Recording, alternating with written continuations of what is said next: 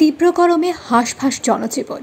সর্দি, জ্বর, শ্বাসকষ্ট, ডায়রিয়ায় আক্রান্ত হয়ে হাসপাতালে ভর্তি হচ্ছে রোগী। অব্যবস্থাপনায় বেড়েছে ভোগান্তি। হাসপাতালে কোনো শয্যা খালি নেই, তাই মেঝে এমনকি বারান্দাতেও চিকিৎসা নিচ্ছেন রোগীরা। বরগুনা জেনারেল হাসপাতাল সহ অন্যান্য স্বাস্থ্য কমপ্লেক্সে ঘুরে এমনই চিত্র দেখা গেছে। হাসপাতাল তো অনেক বাচ্চারাই অসুস্থ, সবাই বমি, জ্বর, তারপরে মাথা ব্যথা, জ্বরই বেশি, জ্বরটা আর পাতলা পায়খানা না, বমিটা একটু কম। তারপরে এত রোগী এক এক সিটে 2 জন 3 জন করে আছে। বর্তমানে রোগী বর্তমানে অনেক বেশি। আমার মেয়ে গতকাল 10:30টার দিক দিয়ে অসুস্থ হয়ে পড়ছে। আমি 11টার টাইমে উপস্থিত হয়েছি হসপিটালে। সিভিল সার্জন অফিসের তথ্য মতে এপ্রিলের শুরু থেকে এ পর্যন্ত বরগুনা জেলায় আক্রান্ত 4000-এর কাছাকাছি। বর্তমানে ডায়রিয়া অনেক বেশি।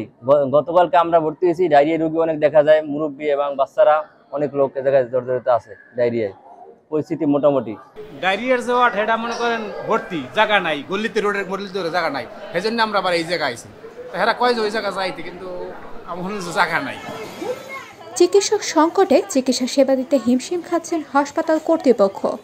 250 শয্যার হাসপাতালে 56 জন চিকিৎসক থাকার কথা থাকলেও রয়েছেন মাত্র 17 জন। গত এক সপ্তাহে বরগুনা জেনারেল হাসপাতালে ডায়রিয়া আক্রান্ত হয়ে 382 জন ভর্তি হন। আর ভর্তি হয় এসব রোগীদের মধ্যে অধিকাংশই শিশু ও বয়স্ক। এই মুহূর্তে বরগুনায় ডায়রিয়া আশঙ্কাজনকভাবে বেড়ে গেছে। আমাদের হাসপাতালে প্রতিদিন গড়ে 100 থেকে 120-30 জন পেশেন্ট থাকে ডায়রিয়া আক্রান্ত, এবং যারা আসে তাদের বেশিরভাগই সিভিয়ার ডিহাইড্রেশন নিয়ে ভর্তি হচ্ছে, এবং আমাদের আইভি কেয়ার স্যালাইন দেওয়া লাগছে।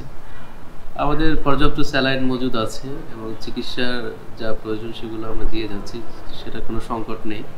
তবে আমাদের ডাক্তারদের যেহেতু জনবল সংকট, আমাদের এখানে ডাক্তার কম আছে, কাজে এই বিপুল সংখ্যক ডায়রিয়ার পেশেন্ট সহ অন্যান্য যে রোগীদের চিকিৎসা দিতে গিয়ে ডাক্তারদের হিমশিম খেতে হচ্ছে।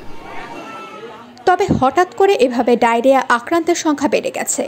বাধ্য হয়ে হাসপাতালের মেঝে ও করিডোরে বিছানা পেতে চিকিৎসা নিচ্ছেন রোগীরা।